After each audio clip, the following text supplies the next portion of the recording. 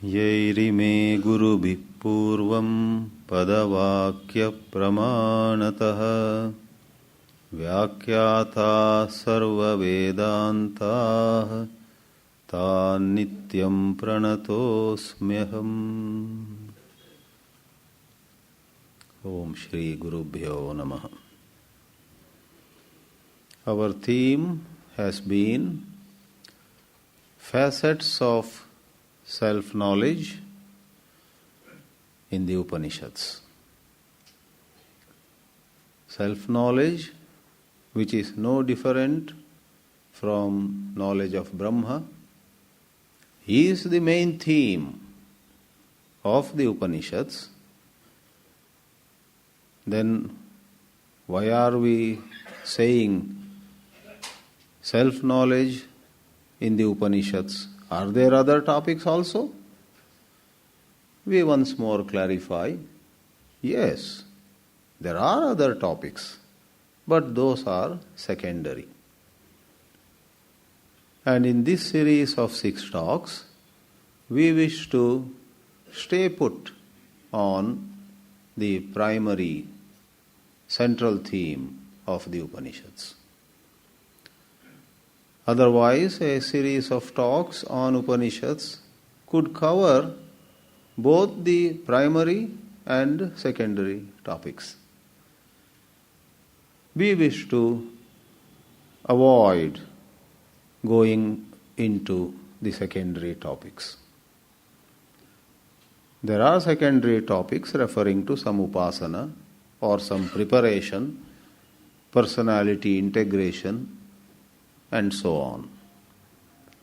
The primary topic is self-knowledge, or as it is sometimes expressed, it is the oneness of the truth of the entire universe and the truth of our own individual existence. What is the truth of this whole creation?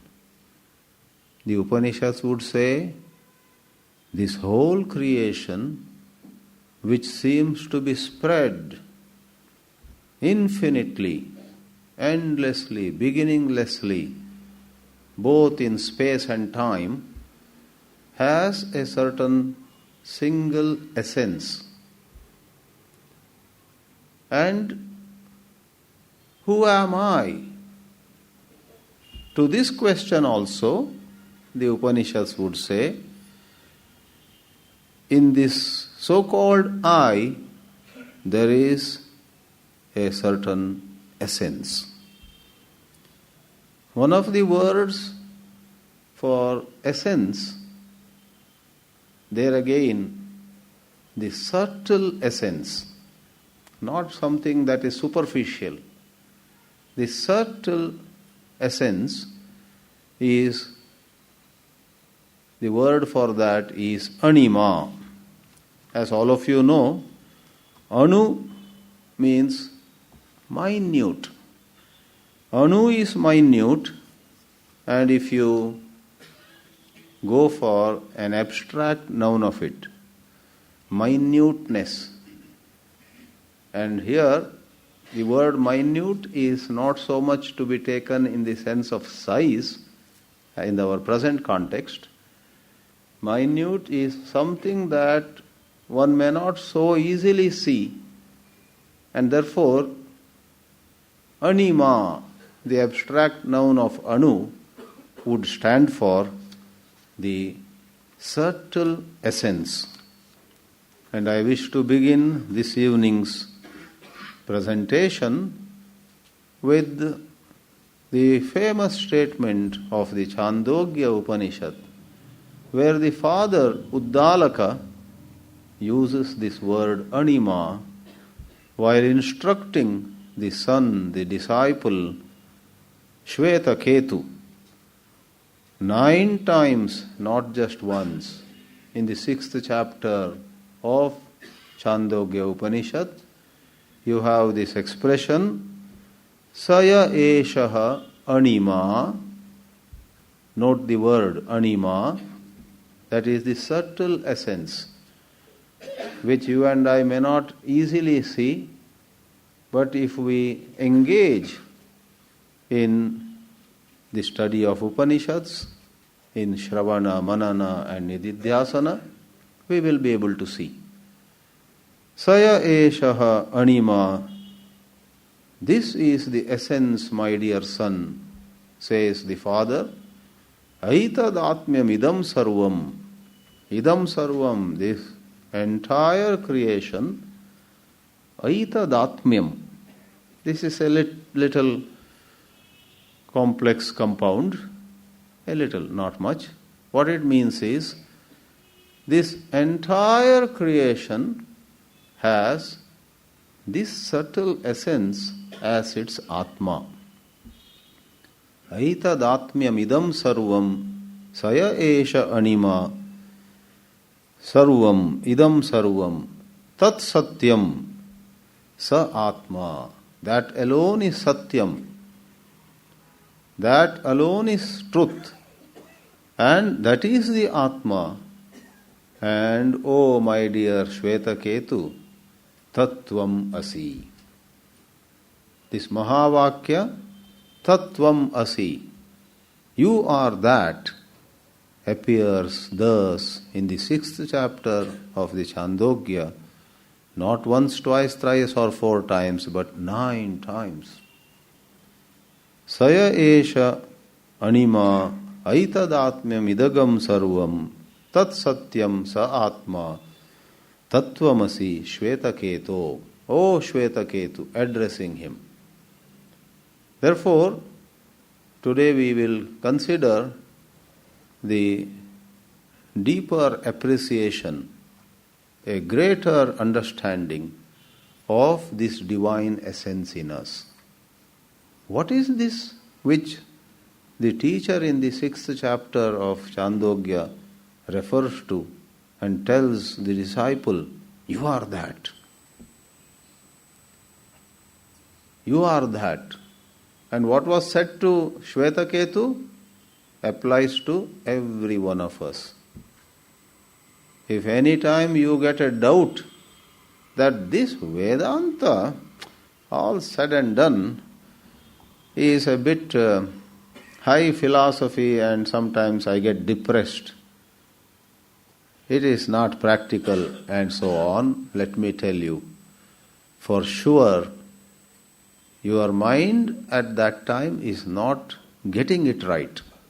To get it right, in fact, is just the opposite. Rather than being depressing, there cannot be anything more assuring. There cannot be anything which is more uplifting. Tattvamasi,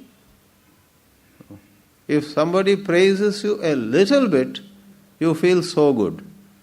And the Upanishads are saying here, you are that which is the subtle essence of this entire creation. Tattvam asi. Thou art that is the old English. Today you may say, you are that. So what actually is this Atma? Because it is extremely subtle, very sukshma, you will have to exercise a special way. You will have to go about it in some unusual way. The Upanishads have made it clear. Normally you get to know something by its qualities, by a certain description, big or small, blue or yellow, sweet smelling or foul smelling, by guna, by rupa. But here, this is a different ball game. Here, in order to appreciate the subtle essence in yourself, the Upanishads themselves have said at another place, in the Brihadaranyaka, we have another very famous statement, much quoted in the Vedanta circles. Generally, the quote is a part of the longer sentence. that part which is much heard is neti neti. Most of you are familiar with neti neti. Na iti, na iti. The longer sentence, which is then a part of a paragraph 2, as given by sage Yajnavalkya in the Brihadaranyaka Upanishad belonging to the Shukla Yajurveda, is Athata Adeshaha. Now here is the supreme instruction. Athata Adeshaha na iti, na iti. That is neti neti. Upon doing sandhi. Nahi etasmaditi neti anyat paramasti. Nahi etasmat paramasti. There is nothing beyond this. The maximum we can say is negate, negate. Beyond this neti neti, na anyat paramasti, says sage Yajnavalkya. This has tremendous significance. One thing you and I learn as we get going with the Vedanta is we cannot take Vedanta too lightly. It's not a matter of connecting some story, some Zen koan or some illustrative parable and then, aha, I understood. You will find that that kind of indulgence in some example or illustration, in some story or then a song to follow it, will only give you some passing pleasure. It will not give you that intuition, that ability to anchor in the supreme truth. In this session, I shall try a little bit to show what is involved in really understanding this. This na iti is not a superficial, simple concluding. Okay, it has no sound about it, it has no smell about it. All right, I will imagine now something which has no rupam, no gunaha.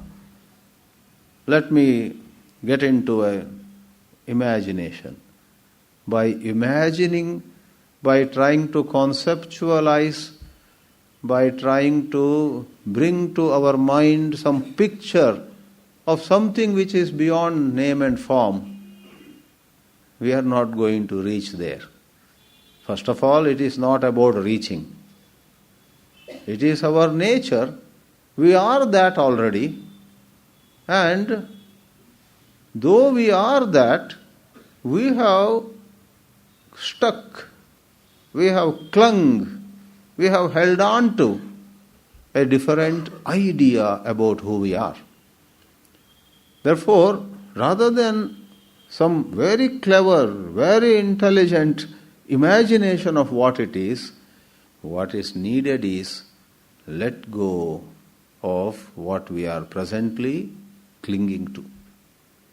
Therefore, you will appreciate once more why someone like Bhagavan Sri Ramana Maharshi strikes at the idea we have of ourselves at present. Who am I? Is not about giving an answer. Who am I is a question, and what does that question do? It actually shakes and eliminates. If you go about it properly, it eliminates the picture you have about yourself. I have been laboring from the first evening to show this.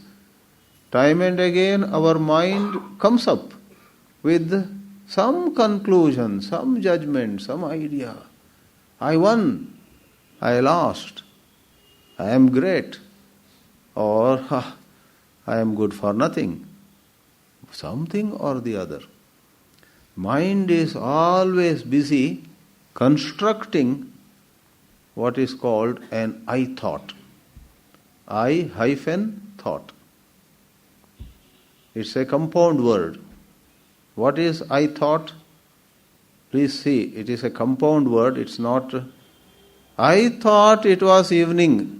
There I is subject, thought is a verb in this example. I thought it was evening, but then I looked out, it was so bright, then I realized it was just afternoon.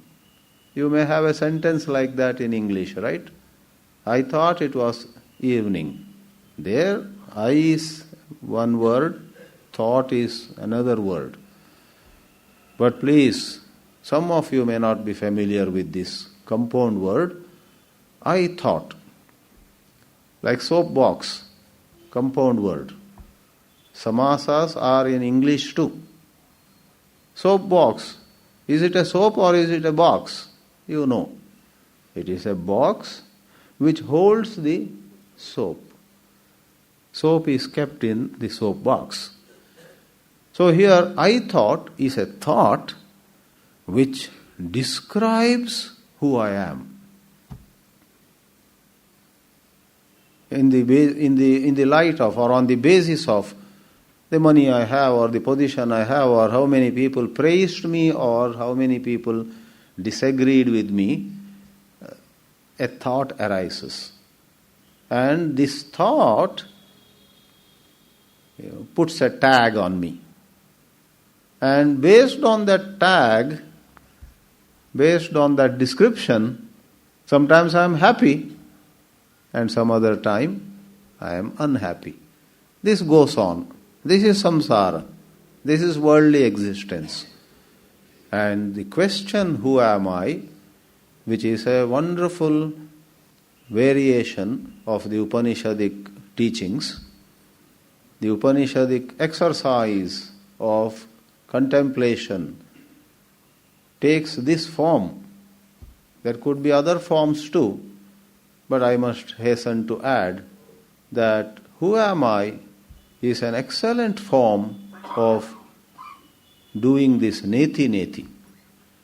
Inasmuch as to question the present idea of who we are leads to negation of that idea.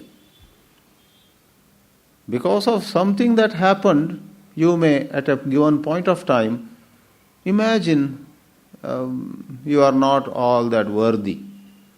My life has been ruined. My life is going a waste. Once I was giving a lecture and a lady was having tears in her eyes. I could not understand why she was crying. First I had a doubt, was my talk so boring or so pathetic? Is she crying about, what kind of lecture this is? Then I said, no, it's not that bad. I am talking reasonably well today because we are all self-conscious. So I did not know why she was crying. And afterwards there was a tea break. It was a one-day seminar kind of format. I just took the courage and asked her, why are you crying in the class?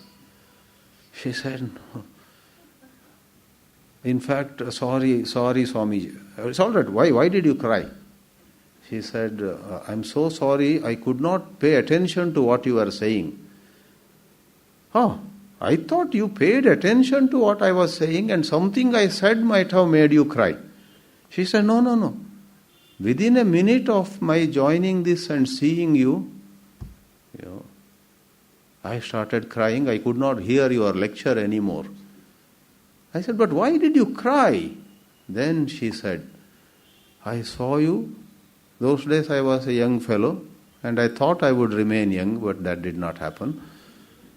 I was a young fellow. This was 94 or 95. She said, you are like my son, so young, and you have taken to the spiritual path.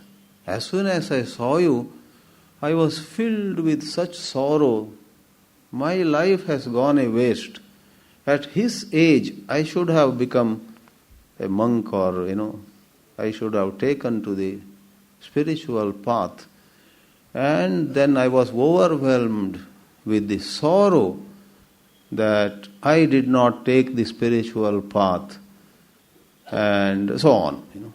So a certain self-condemnation, self-contempt, self-pity, that is the best word, self-pity. Arjuna suffered from that, right? Karpanya. karpanya doshopahata svabhavat prachami tvam dharma sammuda cheta. There is a shloka. Now, I don't want to talk more and more about this lady or that man. This is an illustration how thought creates a picture in any of us. At that moment, she felt if Ramana Maharshi were to ask her, "Who are you?" her answer would be, "I am such a waste. My life is such a waste." At that moment, when somebody cries, never take it too seriously. Half an hour later, the same person would be laughing. Life is like that. We go through. Why that person or this person? All of us, at one moment, we are so sad. Another moment, some other thoughts come. And those thoughts create such a happy or such a relieving, reassuring scenario, we feel good. So, neti neti. Atata adesho neti neti. This na iti is much more than just a bit of illustration. It is, first of all, let me take the liberty of being a bit deep philosophically and a bit serious. This neti neti is not really, once more, an injunction. Upanishads are not into vidhi or nisheda. Upanishads are a darshana. They are a revelation. They are a pramana. And a pramana, what does a pramana do? In Sanskrit, pramana means of knowledge. Some other place, pramana can mean authority, some standard, and there are many meanings. But in the present context, pramana is pramayaha karanam, means of knowledge. To see a form, eyes are the means. To hear a sound, ears are the means. Right? So, to know who we are, Upanishad Vakya is a pramana. And what pramana does is, it reveals to us the truth of our existence. It does not ask us to do. But you may say, just now you said we are supposed to negate. So I have already rolled up my sleeves, I am going to negate. Tell me what to negate, where to hit. It's not about any physical action. Negation takes place in right understanding. Really speaking, even Sri Ramana's statement, ask yourself, who am I, is, as we get deeper, not something to be done. It is all about staying alert, and this alertness, this being vigilant, this being watchful, automatically leads to negation. To make a personal submission, years ago I was really thrown off the ground by Maharshi Ramana's teachings, and I was full of happiness.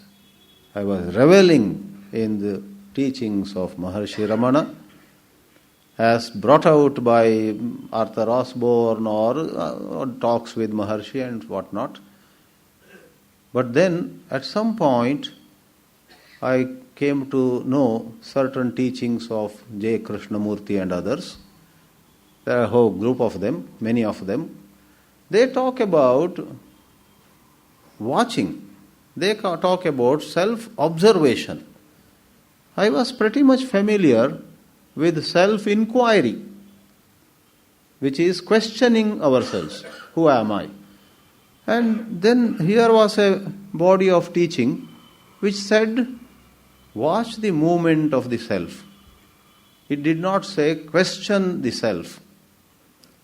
The self is here with a S in lowercase, not capital self. The Upanishads talk about Atma, which in English is put as self with a capital S, right? You cannot question it. It's not available for questioning. Nor can you observe it. It's not available for observing. So when it is said, in whatever literature you may come upon sometimes, observe the self, watch the self, notice the movement of the self. Obviously, the reference is to what is popularly called the egoism. Somebody praises me, I feel very happy. And if you take the teaching here, observe the movement of the self, it is to notice something in me swelled in happiness upon getting praised. Some other place somebody made fun of me, mocked at me, or disrespected me, refused to show the least regard. And typically you and I get a bit upset, hurt. We don't feel good about it. To observe the self in this present context is, once more, the self is S-E-L-F with S being in lowercase. It is the I center which swells or which shrinks. Upon praise it swells. Upon getting insulted it shrinks. Right? So observing means just to be watchful. What is it in me that shrank? What is it in me that is so pained now? Okay, so to observe. So Maharshi Ramana seems to say, question who am I? And here are certain teachers who are also supposed to be very exalted, who seem to say to us, observe. And sharing a certain journey I went through, for some time I thought these are complementary. Inquiring who am I and watching the present idea of I, watching and questioning. These are complementary, they go together. I even went to the extent of thinking and then sharing with my friends. They are like two sides of the same coin. But then, as we dealt with it more and more, as there was more reflection, it occurred to me, and today my position is this: they are not different at all. They are not A and B supporting or complementing each other. Self-inquiry and self-observation are one and the same. If self-inquiry is just a mere verbal affair, asking who am I, in its grossest form it may end up as a japa, which it's not supposed to be. Right? As it gains subtlety, when you do it rightly, though I am saying the word do it, I already clarified, it's not so much doing at all. As it reaches its subtlety, sukshmata, when it becomes very sukshma, you know what happens? There is no questioning, there is only staying alert. Same thing with the so-called self-observation. There are so many people who say, oh, I have been observing. But there is a very immature way of observing, and there is a mature way of being aware or observing. In the immature way of being aware, you say, I am aware, but actually you are so judgmental, you are reacting, you are so, so full of responses and evaluation, you are hardly watching. It's like you sit before television and your daughter asks, Papa, what are you doing? Dear, I am watching television. Then you become aware. You are hardly watching. TV is on, your eyes are there, but your mind is thinking about what happened in the afternoon in your office. So for namesake you are watching television. You are not actually watching. You and I many a time lack attention. We take even a newspaper and go through one whole page. But because there was no attention, we wake up and again start from top. Again the mind wanders. So self-observation is easier said than done, but then it is not doing. My main point is neither self-observation nor self-inquiry as they reach a subtlety which doesn't happen so easily, which requires, I guess, divine grace, when they reach a subtlety, actually it is not karma, it is not about doing, it is a way of being. So when they asked Maharshi Ramana in Ramana Gita, what sets one free? What is the sure way to be liberated? There is a line in the very first chapter of Ramana Gita. Mochayet sakalan bandhan atma nishtaiva kevalam. A mind-boggling statement. He doesn't say doing this or doing that. He says it is atma nishtha. You have the word in Kannada and in other languages. Nishtha is staying. And staying is not doing. Right? Staying is, it's not a movement. If you go from Basavanagudi to Majestic, it is a movement. But if you sit here in NR colony, you are just sitting. There is no action. That's a grosser example. In like manner, go from the example to the subtlety of this, you stay alert. You stay alert. Alertness is not something that you operate like a machine. Alertness or staying alert is about your being yourself. Today, you say, I am myself, but you are actually taken for a ride by ideas, concepts, not to mention this bias or that prejudice. All of us carry very many forms of prejudice, high and low, based on our profession, based on our communal or racist or racial, I should say, linguistic or so many factors, gender. It is one thing to be a man or woman, but quite another to carry that idea. You know, I am a woman, you know, I am a man, and you know. Once in a certain class, at the end I asked, as I do here too, are there any questions? A lady got up and said, my 14-year-old daughter has this, oh, how shall I handle it? I answered it, whatever it was. After somebody else asked a question, this lady again raised her question. What? My 14-year-old daughter has this issue. I answered that. Next day again she came to class. My 14-year-old daughter. Then I asked her, do you have any other question than about your 14-year-old daughter? She smiled and said, sorry Swamiji, but but these are the issues. Which is fine. With all patience I continue to answer. But in her, that idea, I am mother of this 14-year-old girl. This I am the mother had come center stage.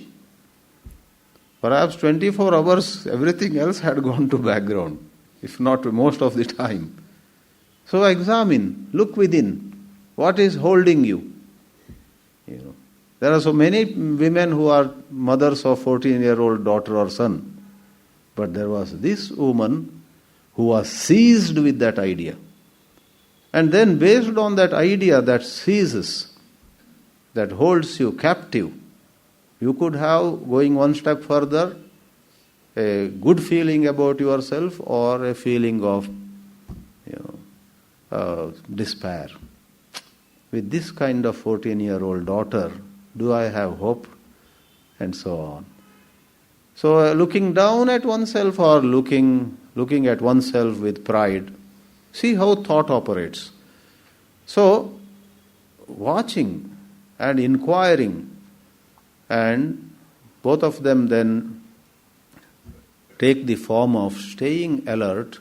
Staying alert, therefore, is to be free of any grip of particular identity. If some particular identity rises, you are aware of it. And you neither condemn it, nor justify it, you just notice it. In the Vedantas, we have the word Sakshi Bhava, right? Being the witness. It is not so easy to be the witness. It's relatively easier to talk about witness, which people like me do all along. Talking about witness is not same as being the witness. I have personally seen myself talking about something, and then something is happening, I don't see it at all. I am so lost in my thoughts. Because we are communicators. To communicate something again is different from to be what you are communicating. Neti neti iti adeshaha. Now, the Upanishads instruct us sometimes on Brahma, sometimes on Atma. I want to make at this juncture a clarification. In this series we are making important clarifications drawing from Upanishads, and as I yesterday went into it in a little detail, whatever I present is going by the interpretations of Adi Shankara. With due respect to the other great acharyas, we make a submission. We are presenting Acharya Shankara's standpoint.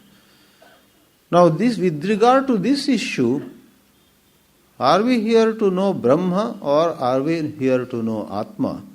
There is a succinct statement by Adi Shankara, who is or who was a great repository of all Vedic knowledge. He had studied all the Vedas, and he knows therefore how to connect, where to connect, how to interpret what word or what statement means what in which context. Because different words and different vakyas may mean different things at different places in context. So he has made a very relevant statement with respect to this. In his Brahadaranyaka Bhashya, he has said explicitly, Sarva Shrutishu Brahmani Atma Shabda Prayogat. Atma Shabda in all the Upanishads is used. He doesn't mean everywhere. Everywhere Atma doesn't have to mean Brahma. But in all the Upanishads, at very important places, the word Atma Shabda, the word Atma is used in the sense of Brahma. I may myself give an example from my very, very limited knowledge of Upanishads. For these days, like in the kingdom of the blind, the one-eyed is the king. People like me are taken as highly knowledgeable. I don't want to talk more about myself. In Taittiriya Upanishad, Brahmananda Valli, some of you have surely studied it. It begins with Satyam Jnanam Anantam Brahma. How does it start? Sarva Brahma Vida Apnoti Param Tadesha Bhyukta Satyam Jnanam Anantam Brahma Yo Veda Nihitam Guhayam Parame Vyoman So Shnute Sarvan Kaman Saha Brahmana Vipaschiteti. Then there is a sentence after this. Tasmadva etasmad atmana akashas sambhutaha. Then akashad vayuhu vayoragni it goes. What is very interesting and what is remarkable is, it begins Brahma vidapnoti param and defines Brahma, Satyam Jnanam Anantam Brahma. You are talking of Brahma, then just 2 lines down the way, it says, Tasmad va etasmad, from that, which we talked about, rather than saying Brahmanaha, it uses the word Atmanaha. Tasmad va etasmad Atmanaha, from this Atma, there arose space, Akasha. From Akasha there arose Vayu, wind or air. Vayo Ragnihi Agnehe Apaha Adbhyaha Prathivi Prathivya Oshadayaha, and so on. Some of you recite it, you know. So, Brahma is Atma. Therefore, the word Brahma and the word Atma are interchangeably used at a lot of critical places. But of course, there are some places where Brahma can mean something totally different. Brahma can mean Vedas, Brahma can mean Brahmana Varga or Varna, Brahma can mean Omkara, like that. Atma also can sometimes mean the body, the mind, and so on. So, there are other usages, but at a lot of critical places, Atma means Brahma, Brahma means Atma. And Upanishads are the main source of Brahmajnana as well as Atmajnana, their oneness. This also, interestingly, this series attempts to present a lot of these things by giving authentic statements from the Upanishads themselves. So I share with you one more line. In Brihadaranyaka again, there is this line, Tam tu. Tam means that truth I am asking. A student asks a teacher, Tam tu prachami. I ask about that truth. Which truth is that? Tam tu aupanishadam purusham prachami. There is this line. I seek to know that Purusha. Purusha here is a principle. Purusha here is a tattva. Tam tu purusham prachami. Kidrisham purusham. What tattva? What principle? Of what kind? Aupanishadam. Tam tu aupanishadam purusham prachami is said in the Upanishad itself. So the purpose of quoting some of these is to bring home to all of you that a whole lot of Vedanta literature, which then expresses things in much poetry and much, with lot of illustrations, analogies and whatnot, all have their seeds in the Upanishads. The seeds, the bija. Swami Vivekananda, when he went around foreign countries as well as in India and inspired lots of people, and people were excited. This man is exceptional, extraordinary. They were listening to him with such great joy. At a certain point, he makes a submission. He says, all right, do you know, whatever I have said in the last many months, whatever I have said, nothing in it is something that is not in the Upanishads. The words are slightly different. He had made a statement, in Ramakrishna Mission has published a book, Upanishads in Daily Life. There the quotations are given. Vivekananda makes a submission, I haven't said anything which is not from Upanishads. Therefore, the Upanishads have such a central place. They are the source. And having said it, it may be appropriate at this juncture to say how most of you know this. Bhagavad Gita is said to be a restatement of Upanishadic truths. Sarvopanishado gavaha, and then last line, Dugdham Gita Amritam Mahat. Upanishads are compared with cows, and Gita is the very milk, the very essence drawn from the cows. So now we come once more to what is that profound nature of neti neti. And by throwing some light on it, I wish to make it clearer what is involved in this negation. And a while ago I said, don't take it too lightly. And by saying don't take it lightly, let me clarify, we are not asking you to get tense. In fact, when you go about scriptural study, or for that matter any piece of work, with proper attention, there is no tension. Where there is attention, there is no tension. When our mind has no attention, it loses the quality of attention, partly here, partly there, a split mind. There is a lot of tension. So, in the scriptural study too, we need to be serious in the sense we need to be attentive. We should not get carried away by some extraneous thing, some joke or some secondary thing, some pride about our religion or our country or our language or our grandfather. All these are extraneous things. Suddenly you may remember that your grandfather used to read Upanishads daily, and you may start thinking about your grandfather. With due respect to grandfather, your father and you should just gently put it aside. What is the teaching here? That is called attention. What is the teaching? So here I wish to show that something which has personally impacted me tremendously. In fact, it was, I think, how time passes.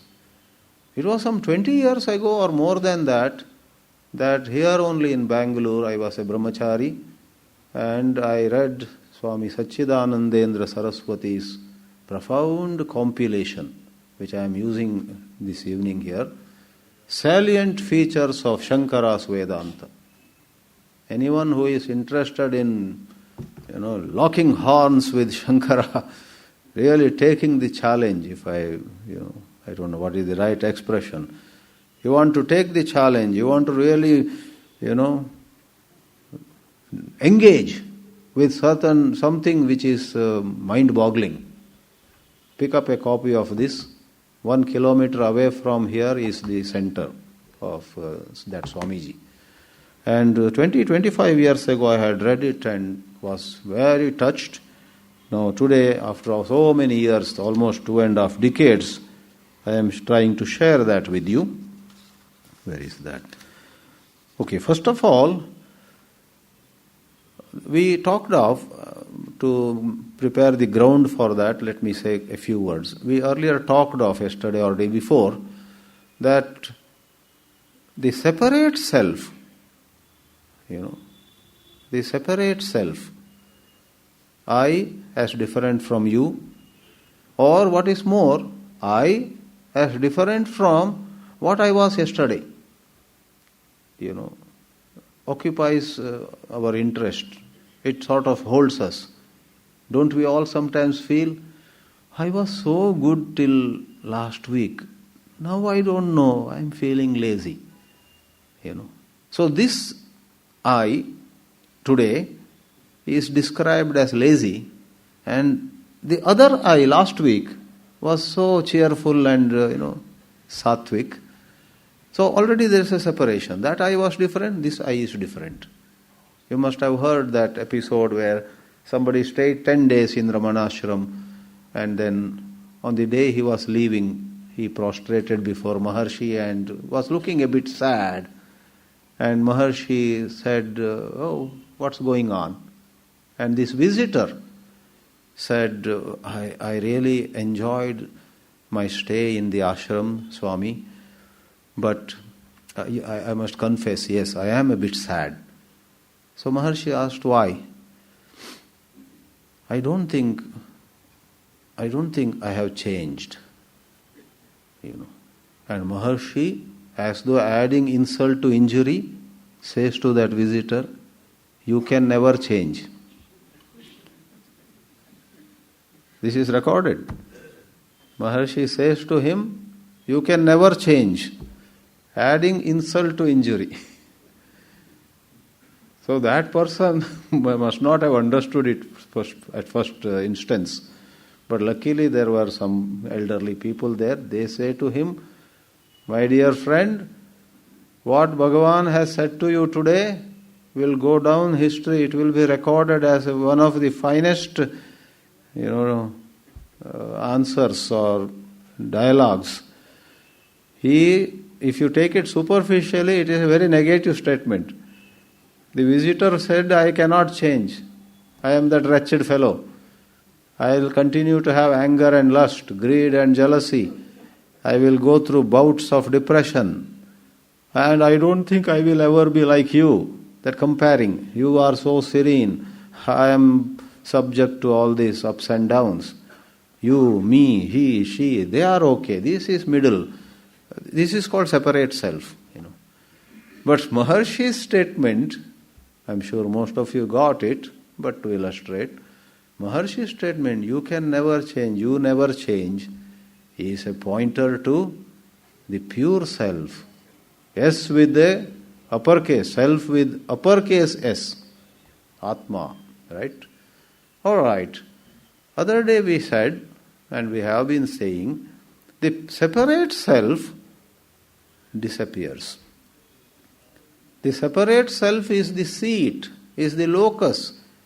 The separate self is the ground of all this samsara, ups and downs, highs and lows, ideas of worthiness and unworthiness. So much that self-image goes through. Now, if you have a question, but then who is studying Vedanta? Is it the separate self only? If I am the universal self, I am that one truth pervading everything, that doesn't have to study Vedanta. That is already free. So the one who is studying is the separate self. And how does that limited entity, I as son of so-and-so, I as husband of so-and-so, I as brother of so-and-so, etc., how would that ever come upon the realization, I am not separate, I am in all. First day we quoted Ishavasya. I am in all and all are in me. Yastu sarvani bhutani atmanyevanupashyati sarva bhuteshu cha atmanam tato na vijugupsate. We elaborated that on the first evening. How is that to happen? So first of all, preparing the ground before I come to the central theme or main thing I want to share, the Upanishads themselves have made a clarification. It is through your mind, that very mind, that same mind, if you do not mind. If the same mind which today is playing havoc, doing all this, playing games, right? And tossing you, throwing you, pushing you around. Generally we complain about others. Don't push me around. Don't take me for granted. But as you and I become spiritually more aware, we realize that while others of course are contributing, mainly it's our own mind which is playing games. So the statement goes here, before I utter the Sanskrit line, it is the same mind which is making you suffer today, that can give you the intuitive understanding of the undivided self. The mantra, which also comes in Kathopanishad, but here Swami Sachidanandendra Saraswati draws from Brahadaranyaka, Manasaivanudrashtavyam neha nanasti kinchana mrityosa mrityum apnoti yaiha naneva pashyati. Take just the first half of the mantra. Manasa eva anudrashtavyam. This is to be seen by the mind only, which is generally the seat of division, the seat of that wall, that dividing, that barrier. Oh, they made it, I have lagged behind. Who says this? This mind. But the same mind can. And if you ask, how can that ever happen? This mind is a troublemaker. You want to come down heavily on the mind. It is said that this mind can be purified.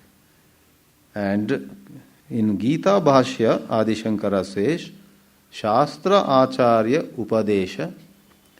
Have you been with the Shastra? Or you just heard a little and this is not possible for us? Or sometimes some of us make another mistake. Though we have studied the Shastra here and there, we go for a long break, and then like a copper vessel that gathers, some stain, you get very worldly. Shankara says, stay with the Shastra. Stay with the Acharya's Upadesha. Shastra Acharya Upadesha, number one, and then don't be simply a listener or just attending all sorts of lectures or just hanging around teachers. In the hours of your day, every day, when nobody is watching you, for heaven's sake, practice Shama, Dama and so on. I am never tired of quoting Bernard Shaw, who once said, a man's character is to be determined by what he does when he thinks nobody is watching. Don't decide somebody's character by how he conducts himself when in public, when all eyes are upon him. You may not know what he is doing privately, but that is the criterion. A man's character is to be determined by what he does when he thinks nobody is watching him. Shama, Dama are not for display, for pradarshana, for showing. When others are watching, don't take a japamala and Om Namah Shivaya, Om Namah Shivaya. Are they still seeing me? Shiva, Shiva.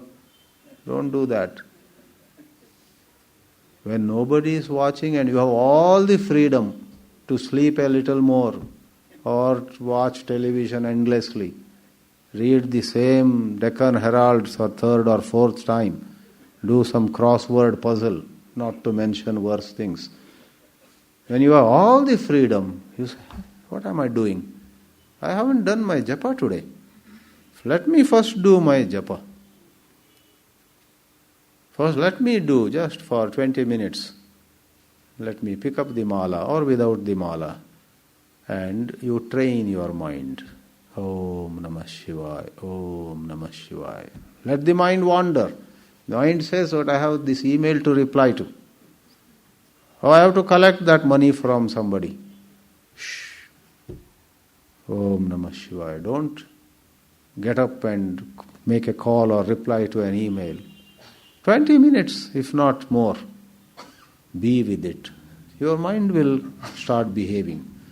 Shastracharya Upadesha, Shamadamadi, through such things, Samskritam Manaha, when mind is refined, Atma Darshane Karanam. Okay. So this mind of ours, which erects this wall, I am using a figurative expression. When you see, yesterday we talked about, right, your friend comes in a Mercedes Benz, and as an example, you may first say how nice the car is, how lucky this fellow is. Then it all comes to yourself. I don't think I can have this in my life. Maybe next janma. A certain sad feeling. I put enough of spicing yesterday on that. You remember that when you were classmates and in high school, he used to come to you for understanding maths or science. Today he has such a car and you have only a two-wheeler, some such thing, right? So, this is erecting. I am calling it, you and I are standing face to face and suddenly a wall comes, let us say, in between. You are over there, across the wall, I am over here, right? Figurative. Like that, the thoughts create a sense of, I am unfortunate, he is fortunate. I am so qualified, she is nowhere near me. This is what I am talking from the first day. Right? So, how does that go away? How does that disappear? The pure mind can. The impure mind goes on erecting the wall. But the pure mind removes the wall. But the question is, what is the nature of that removal of the wall? What is the nature of that erasure of the dividing line?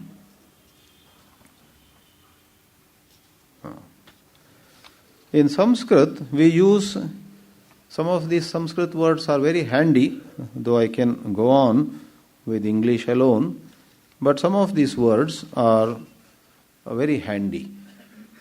When there is a division, when the wall is over here, the knower and the known are two different things. When the division goes away, the knower, the known, the knowing, all of them are one. That is called undivided consciousness.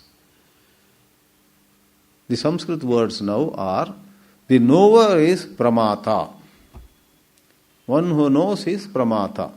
It has nothing to do with mata. Mata is mother. That's a totally different word. Pramata, So once long ago somebody said to me, Swamiji, he was emotional. Do you agree? I said, what? Mata is nirmata. Mother is the maker of some society, the country. He was a Matra Bhakta. He wanted to, like Desha Bhaktas are there. He was a Matra Bhakta. And he was telling me, Mata is Nirmata. I am a little bit grammarian, Vaiyakarana they call. I said, yes, mother's place is important. I agreed, but inwardly I was very uncomfortable. Because Mata grammatically is constructed in different. Nirmata is nir and ma, to measure, to put a boundary. When you create something, you create a boundary. So there is a big difference between nirmata and mata, structurally, etymologically, the way the words are formed. And then there is similarly a big difference between pramata and mata. So stick with pramata. Pramata is, ma is to measure, to know, to recognize, many meanings. Mapana, or for that matter, mana. So pramata is the knower, and prameya is the known. Prameya is the known. The knower and the known are generally different with the way our mind ordinarily operates.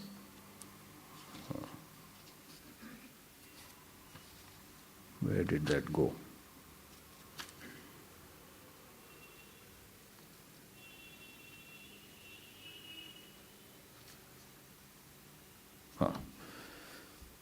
There is a line, I take the liberty to switch over to Shankara's commentary in the Gita, but Shankara is Shankara, whether he is commenting on Gita or Upanishad, Brahma Sutra or anywhere else.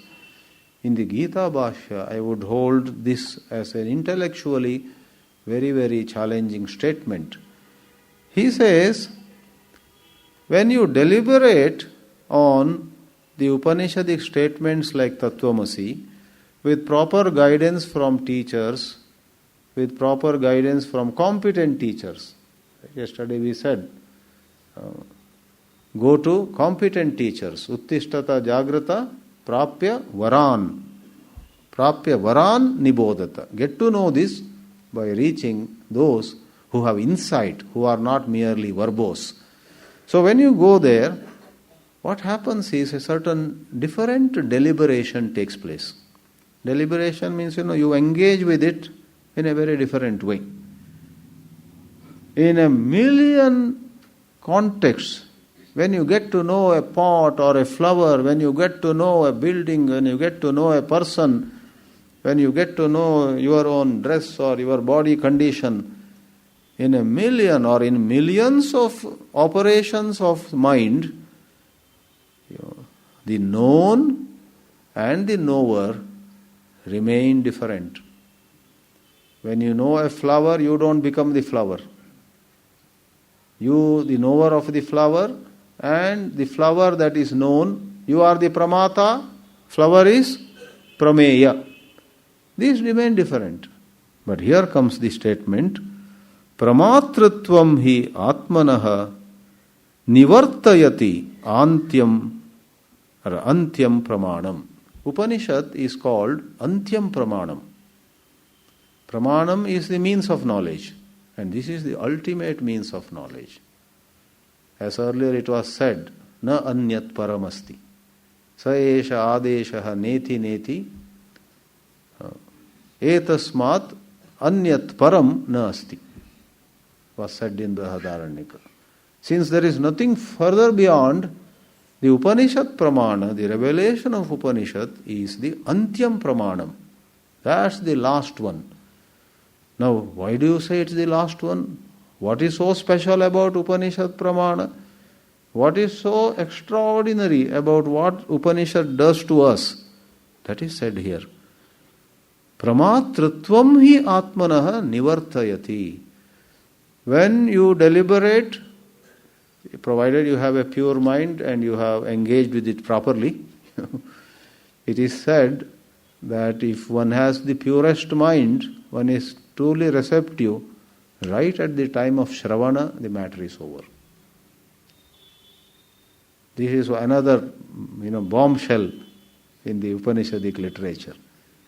I must go to the extent of saying that even today among the Vedanta teachers themselves, there is a lot of debate. Some agree that right at the time of Shravana, listening, one can get liberated. Some very exalted teachers maintain that position. And some others, who also are very eminent, have a problem with that. Oh, no, you got to do this or you got to do that, so on. Yeah, that's all fantasy to imagine without even manana or nididhyasana. You are welcome to ask some questions on these things. In a short while I will pause and make room for questions and answers. But if the mind is pure, the deliberation during listening to a certain, it need not be a long discourse, a certain revelation by a competent teacher, and you are ready. You are so open. You are not holding on to anything at all. You are ready to die, so to say. And you don't die, your ego dies. Your pramatritva, your being the separate knower, your being the separate self, your being, as I already said, either separate from him or her, or what is more, that conceptual separateness between what you were yesterday and what you are today and what you are likely to be tomorrow. Because the axis of time is another fertile ground for constructing a million I thoughts. I am good, I am bad. Yesterday I was good. Those were the golden days. Oh, now I am not in good shape. Who among us does not think in this way? Who among us does not suffer from thoughts of degradation at times and again back to a certain good form at other times? So, that is pramata. Pramatratvam nivartayati, it removes, it says, get out. This vyavahara or this deliberation, Pramatratvam hi nivartayati antyam pramanam, and then nivartayat eva. Even as it removes this knowership in you. An instant ago you are the knower. You are the student. Here is the Upanishad, or here is the teacher saying. The teacher is speaking. An instant ago you had a sense of, this is interesting. I like it. This makes sense to me. He is explaining well. So there was a division. He is explaining or she is explaining, a teacher, and you are listening a moment ago. And when the insight dawns upon you, there is this astounding statement clarifying matters by the great Bhagavan Bhashyakara, Nivartayat eva. Nivartayat is a present participle. Right as it is removing your sense of being the knower, apramani bhavati. The antya pramana also becomes apramana. What is meant by that? Right now that was the means of knowledge. The means of knowledge also is no more a means of knowledge, because there is no more need for any knowing. Pramata is the knower. Prameya in the conceptual framework was Brahman. I wish to know Brahma. Atato Brahma Jijnasa, you say. I must know Brahman. Right? So Brahman is something to be known. I am the knower. And Upanishads are the pramana, the means of knowledge. Pramatratvam nivartayat, at the very moment. In fact, to say moment is unfair, because time also disappears there. Time is another concoction of the thought, of the mind. And let's not go into that. Nivartaya devacha apramani bhavati swapna kala pramanamiva prabodhe. The compassionate commentator comes a notch below and gives an illustration. When you are enjoying one of the best varieties of ice cream in your dream, and you wake up, not only the ice cream disappears, but the person who was enjoying the ice cream also disappears. Subject, object. Object also disappears, subject also disappears, and that object-subject relation also disappears. Therefore, this is called transcendence. In a sense, it is transcending. You know what is transcending? Going beyond. You have a building of 7 floors, 7-storied building. Ground floor, 1, 2, 3, 4, 5, 6, 7. And you see a bird flying. And you say, hey, look at that tiny bird. Just a while ago it was down here. So tiny, small, some blue, shining bird. And then you say, oh, it has gone up to 7th and beyond 7th. Transcending has this meaning in simple English. But in Vedanta, though we do use these words, transcending, actually there is no going anywhere. It is a great waking up. In fact, you realize who you always were, who you always are, who you always will be. Therefore, these two statements, which talk about the scenario 1, where you are the knower and something else is to be known, completely getting negated. And scenario 2 is the intuitive recognition. Intuitive, because that word is just to distinguish from ordinary thought movement. It is a certain, we call it aparoksha anubhuti. It is neither pratyaksha nor paroksha. Something that is neither pratyaksha nor aparoksha is called, neither pratyaksha nor paroksha is called aparoksha. Aparoksha is not just na paroksham. Actually it means, aparoksham means na pratyaksham, na paroksham. Neither what you see nor what you hear from somebody. Direct. Another good word for it is in English immediate. Now we use immediate as quickly, etc. But here immediate means without a media. Eyes, ears, nose, tongue, these indriyas are a media, madhyama. Mind, intellect are medium. With no medium being necessary. This is the greatest secret of human life. This is the wonder of wonders. Once in Siddhabadi near Dharamshala in Himachal, somebody asked, what is mysticism? To Swami Chinmayanandaji. Somewhere 1985, I think. I was in the audience. I thought Swamiji will say mysticism is, something inexplicable. Mind reading, knowing what is happening in somebody's mind. Or telepathy, knowing what is going on in Hyderabad when you are sitting in. I thought some answer of that kind he would give. And many of you have seen or heard Swami Chinmayanandaji. He shot forth with an answer. Vedanta is the true mysticism. For a moment I didn't accept that answer. He is calling Vedanta mysticism. Generally we think Vedanta demystifies things. But here he called it mysticism in the sense it is the greatest secret. It reveals the greatest secret, Elsewhere the example is given. A man is worried about financial crisis he is going through. He is pacing the angala, the courtyard of his house, with hands taken behind or like this. How do I solve this financial problem? And the illustration goes, below the ground there in his house, a big treasure is kept by his grandfather, he doesn't know.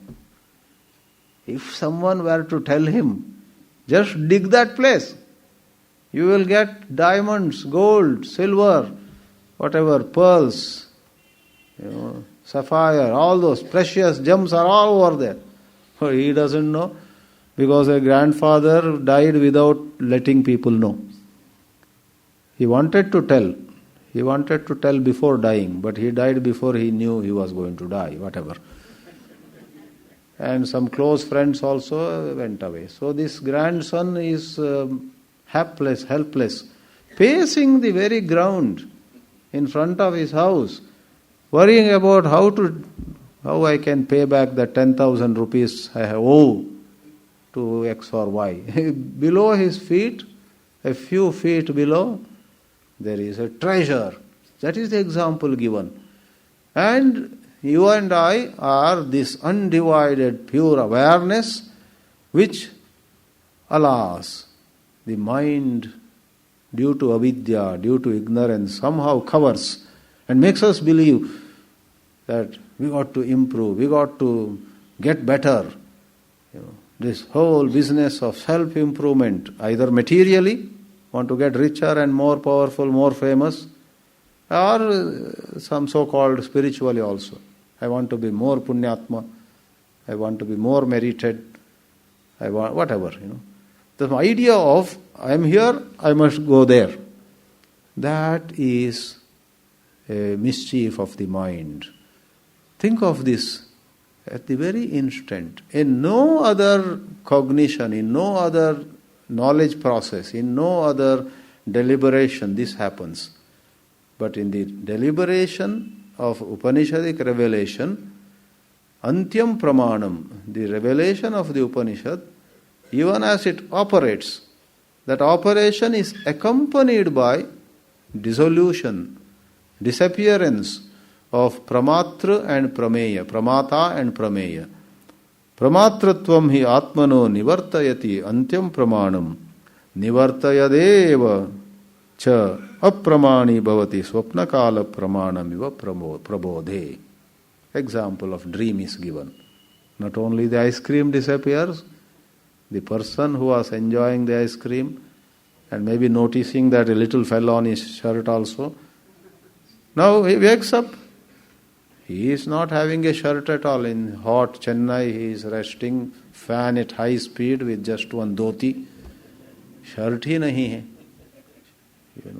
So, there's total shift. So you as the knower disappears, this is said. This is a facet of self-knowledge, the process of self-knowledge which the Upanishads bring forth.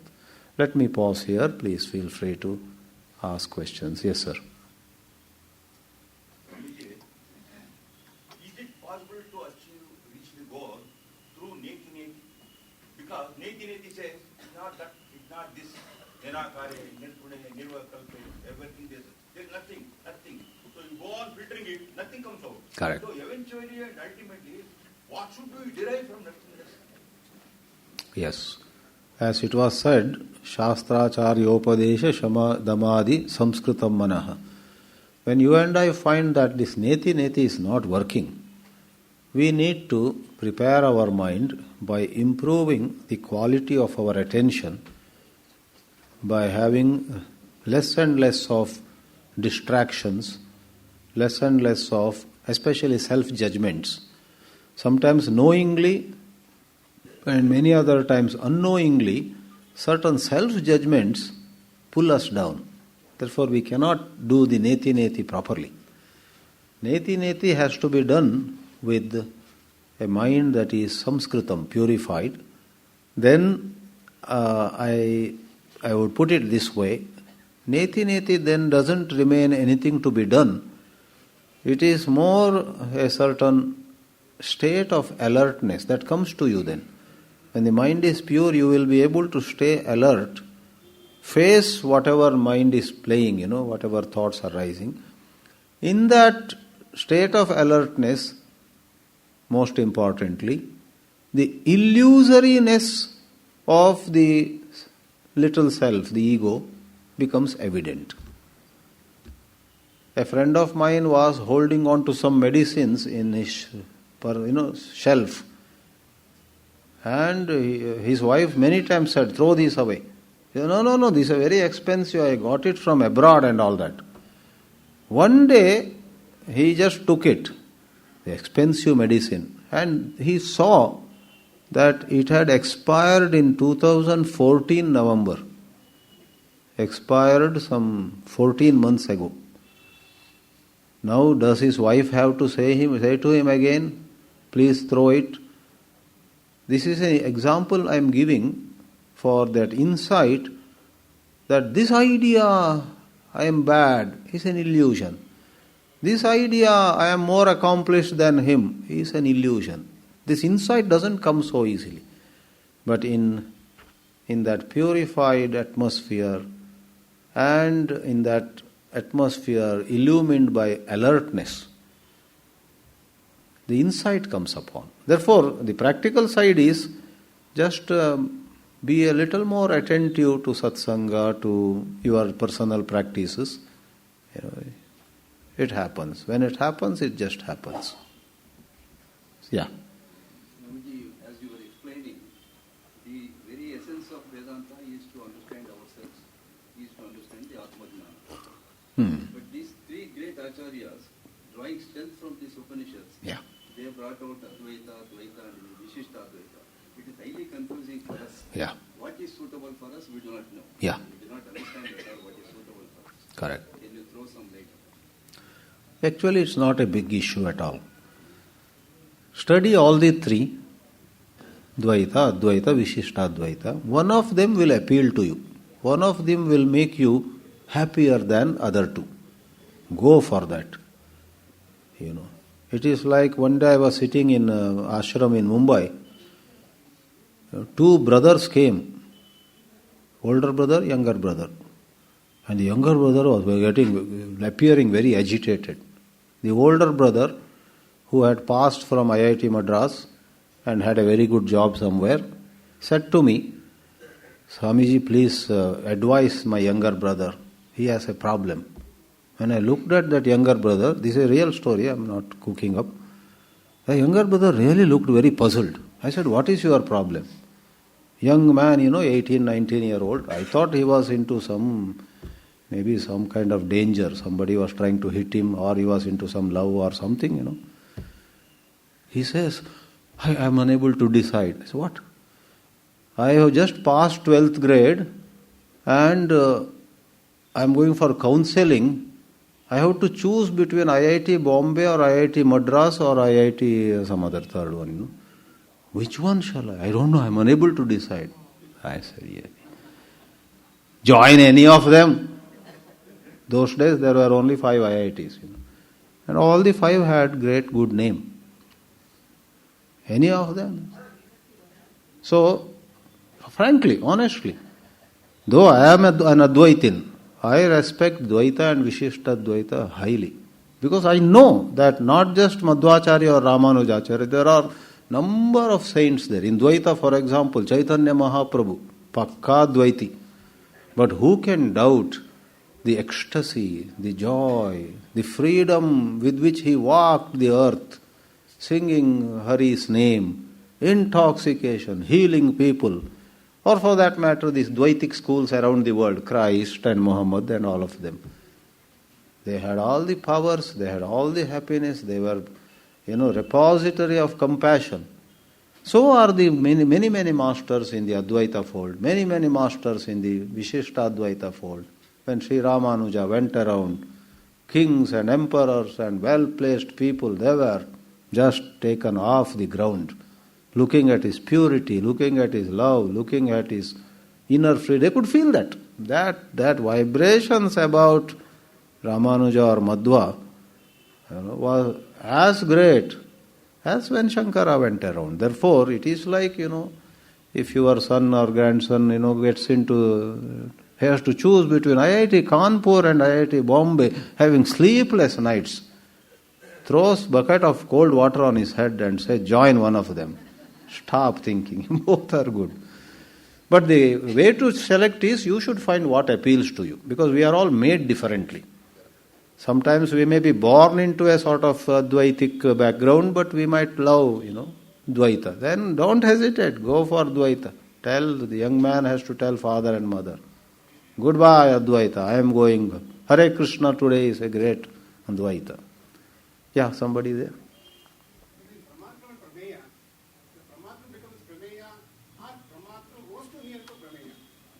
Oh, these both are said. I believe in Yoga Shastra it is said Pramata merges into Prameya. In the Vedanta, that is this Upanishad system, Jnana Yoga, we say the other way. The Prameya dissolves into Pramata. Aham Brahmasmi. This I, if you see Maharshi Ramana's Ekashloki, what is that? Hradaya Kuhara Madhye Kevalam Brahma Matram Aham iti Sakshad Atma Rupena Bhati Hradi Vishamanasa Swam Chinvata Majjata. There is a Ekashloki of all his teachings he has put in one shloka. So the Advaitins, the Jnanamargis, these Upanishad teachers, students, they have this vision, or they have this framework, this I, which today is taken as limited. Upon the dawn of knowledge, this I takes everything in it. But in Patanjali Yoga Sutras, I believe there is one. Last 59 years I have been planning to study Yoga Sutra. I will do one of these days. There is some sutra which says the drashta merges in the drishya. Yeah. It's all right either way. Division is gone. Yes, Mohan. Becoming. Yeah. Is denying the being. Correct. Always we try to. Correct. All shastras trying to make us to becoming. Yeah. So that creates the time and Correct. tomorrows, many tomorrows. Correct. Yes. Becoming is one of the common tricks of the human mind, whereby the Pramatra and Prameya division is sustained. I want to become like him, I want to become like her, she is my role model, and that is my life's dream, etc., which sells well. Suppose you conduct a workshop where you say, become what you dream, weekend workshop in a 5-star hotel. A lot of people will come if you do some marketing. But if you announce, that you don't have to go anywhere, you are free already, they will say, Dur se namaskar. In the world, this self-improvement is a big industry. But the masters of this Vedanta, as well as Krishnamurti and others, they have mocked at it. One of Krishnamurti's statements, as you know, is sorrow ends not through self-improvement, it is only through ending of the self. The self-improvement is a wild goose chase. No matter where you reach, no matter what you earn, no matter what you become, there is always another person whom you will be jealous of. So it's a wild goose chase. Thank you. So someone else lifted the hand. Yeah. After hearing the lecture today, the question that comes to us is why Upanishads have become remind us philosophical tools to our human beings, why it has not become practical. Because if I were a high school student, if I were listening to a lecture today, I think we get an impression that, somebody was having a lot of problems, he was running around and he saw something wealth just beneath his feet. But if a high school student remembers, he felt, then yes, if it is so powerful, why he can't study Upanishads and it may solve all his problems? Why if he gets such thought? Actually, it is not so. Yeah. So these are the problems. That means there is some problem there. I think, I don't know.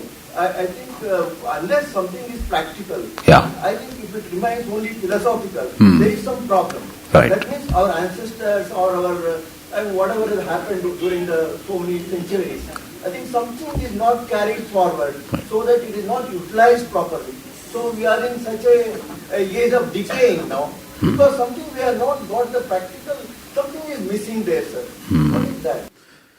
The missing is in this so-called Kali Yuga, in these times, there is much more of distraction, much more of temptations, much more of hurt, much more of wound that all of us are nursing. There is hardly anyone whose mind is alert or receptive enough. So in technical words, it is said the problem of adhikara. Adhikara is eligibility. So eligibility of people in these times is rather poor. But through my studies, I can say the science is infallible. The science here is simply, I have studied maths and physics, etc. This is, as sound, in fact, more sound than physics. The physics comes out with some new theories. Here, what Shankara said some 12 or 13 centuries ago is so solid, so sound. So the problem, I do agree, the problem is the eligibility problem. So never mind how the world is, you and I should work on ourselves, becoming more open, like the first question went. We perhaps have been very clever and we have been talking Vedanta, but in our private moments, we have been lazy, we have been yielding to rajas and tamas. But it's never too late. Start today, start this moment, gently, without condemning yourself for whatever happened so far, and without being, other way. Oh, I am okay. No, you are not okay in terms of readiness.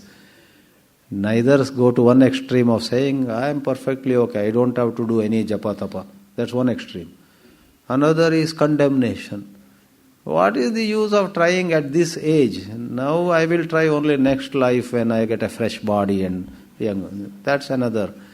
Sorry for the unnecessary humor, but we should not be judgmental of ourselves. No matter where we are, we should ask ourselves, what is the best teaching which has appealed to me the most?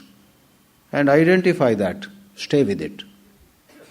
Stay with the cream, stay with the highest teaching. And mobilize, like when an entrepreneur, he says, this is the goal. I need this much money, I need such and such people to, work with me. So he recruits, he goes, he asks for loan. Yena kena prakarena, he gets, we need to do that. Yeah? Basically, I think that means Upanishads are only for individuals, not for the society as a whole. Actually, that is both true and false. It is true because it begins with individuals. But that statement, it's only for individuals, is false because individuals make the society. If a certain Maharshi Mahesh Yogi used to say in a allied context, if 2% in a city meditate, 2%, crime will come down. And I believe they conducted some studies also. Crime will come down. And there is some theory about it. If 2%, of Bengaluru city's population get into Vedanta with a certain sincerity, the whole city will go through a dramatic change. They should not do lip service. Therefore I said, proper, sincere, right study. Someone... Education level. Yeah. It help, But both students and teachers have to have a certain adhikara. Otherwise, in no time, it will be made into exam-oriented. It should be simplified for the students. It's younger simple. generation. That's true. It's a great... Not be confused. True. Both students and so-called teachers have a great responsibility. It's not about memorizing the story of Yadnavalkya and Maitreyi. It's not about memorizing Nachiketa and Yama. It's by insights and by self-application, the persons will have to carry that flame. Oh yes, over there. Right. Yeah, true. Yeah, this... yeah. Both are true.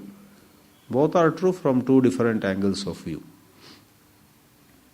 So that's my opinion. That needs to be deliberated on. Yes, yes. Sir, you are mentioning about the expiry date. Ah. Is it not the teachings of Ramana, J.K., They also have some expiry date. They don't. It is like saying, don't sun and moon have an expiry date. You brought a tube light, it lasted for some months. You brought a CFL, it also lasted for some. You brought another, then you made a conclusion. If tube light and incandescent lamp and CFL and the LED lamp, all of them had some expiry date. The sun also, I'm not sure whether my grandchildren will enjoy the sun. Actually, That's right. Alertness. Be alert. True. So what? Alertness and attention. Don't blindly follow anybody. Don't hastily dismiss anybody. Don't follow somebody because he speaks well. And don't reject somebody because he makes some grammar mistakes. No, don't be pessimistic. If you are eager, you may find him right tonight as you are on your way home. Last question for this evening. All right. Anyhow, we are meeting tomorrow. Shubharatri. Namo Narayana. Om.